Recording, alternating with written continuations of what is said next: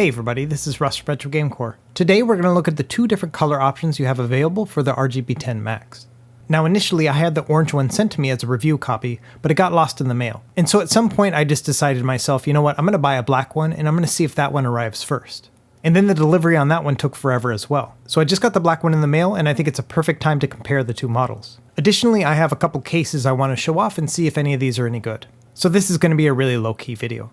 Let's start with the orange one first. Now when the device was first on pre-order, I decided to get the orange one because it just seems so classic and iconic for the device itself. And I still really do like the look of it, even though it does remind me of an orange creamsicle. One aspect of this device, which kind of gives me mixed feelings, is this rubberized coating that's all over the case.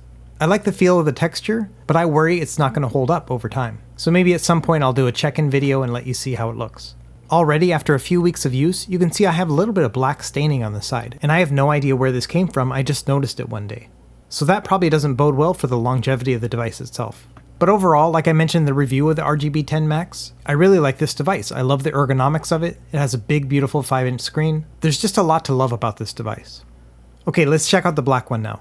Now, as you probably have already figured out, there is no real difference between these two other than the coloring. It has the same rubberized coating to it, and it does feel nice. But if I'm going to be honest, I do find it a little bit boring. It's kind of equal parts subdued, and then also completely forgettable. But all in all, it's exactly like the other RGB 10. It has a really nice D-pad, I like these face buttons, and it has these nice recessed Nintendo Switch analog sticks. One of the big drawbacks, like I mentioned in the review, is this only has mono sound despite having 2 speaker holes. But yeah, that's basically it in a nutshell. Later on, I'll be showing a video where I swap out these buttons, and the final result is actually really interesting.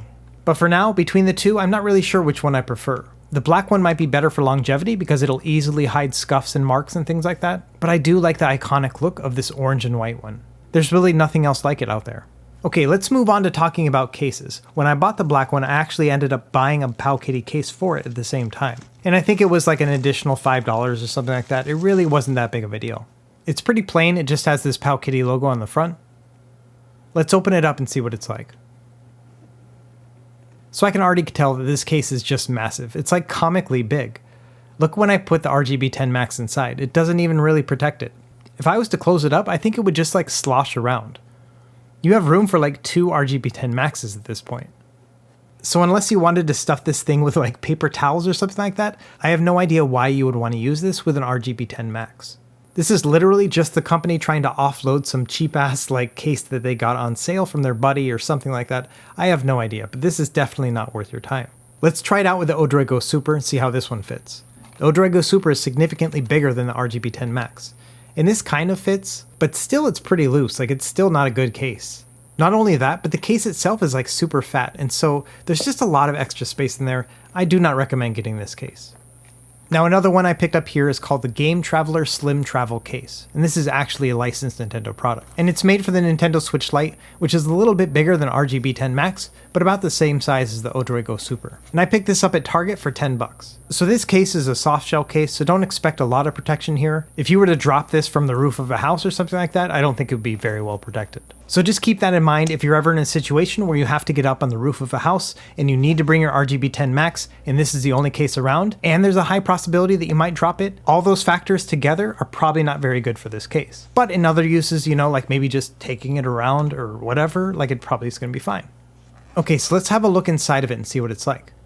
Oh, well, first of all, it comes with some free styrofoam, so there's a bonus. You could do all sorts of arts and crafts with that.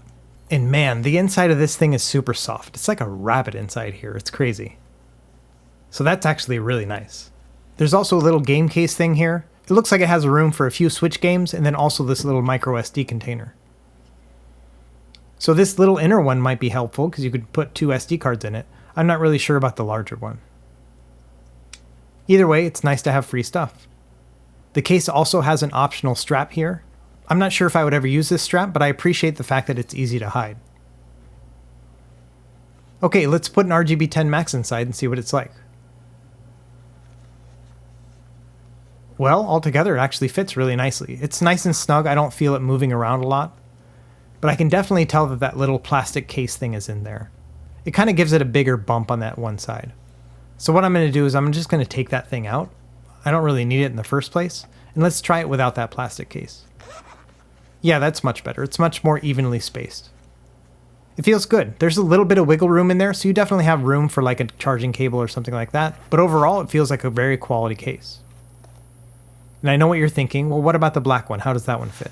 And honestly, that's a really great question because we don't know at this point. So let's put this one in and see how this one fits. And surprisingly, it's actually the exact same because it's the exact same frickin' device.